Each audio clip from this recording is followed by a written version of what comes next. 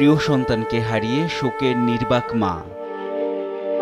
দাবাকে ভালোবেসে বিশ্বে বাংলাদেশের নাম উজ্জ্বল করেছিলেন যিনি, সেই দাবার বোর্ডেই হঠাৎই এভাবে মৃত্যুর কোলে ঢলে পড়বেন গ্র্যান্ডমাস্টার জিয়াউর রহমান, এমনটা হয়তো ভাবতে পারেননি কেউই।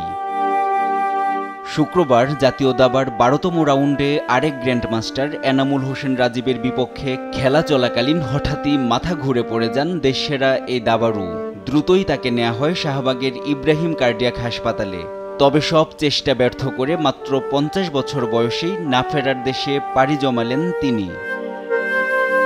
রাতেই শাহবাগের ইব্রাহিম কার্ডিয়াক হাসপাতাল থেকে মোহাম্মদপুরের বাসভবনে আনা হয় জিয়ার মরদেহ। উনি এত ভদ্রলোক, মানে কারোর সাথে পাচ্ছে নাই, সোজা কথা মানে নিপাট ভদ্রলোক যাকে বলে। মহান সৃষ্টিকর্তার কাছে ওনার বিধি আত্মার জন্য মাগফিরাত কামনা করতেছি। আল্লাহ পাক ওনাকে জান্নাত দান করুক। ওনার দাফন হবে সলিমুল্লাতে। এই কীর্তিমান দাবাড়ুর অকাল মৃত্যুতে দাবাসহ বাংলাদেশের ক্রীড়াঙ্গনে নেমে এসেছে শোকের ছায়া। কখনো আমরা চিন্তাও করিনি যে উনি এরকম তাড়াতাড়ি চলে যাবে আমাদেরকে ছেড়ে, আর এটা আসলে বাংলাদেশে দাবার জন্য বিশাল একটা ক্ষতি।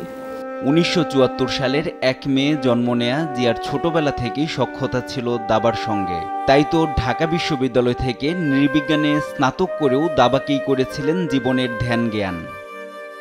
১৯৮৭ সালে আন্তর্জাতিক রেটিং লাভ করা জিয়া ১৯৮৮ সালে প্রথমবার জাতীয় দাবায় চ্যাম্পিয়ন হন। ১৯৯০ সালে ফিদে মাস্টার, ১৯৯৩ সালে আন্তর্জাতিক মাস্টার ও ২০০২ সালে গ্র্যান্ড মাস্টার হন। জাতীয় দাবায় সর্বোচ্চ ১৪ বার শিরোপা জিতেছেন জিয়া।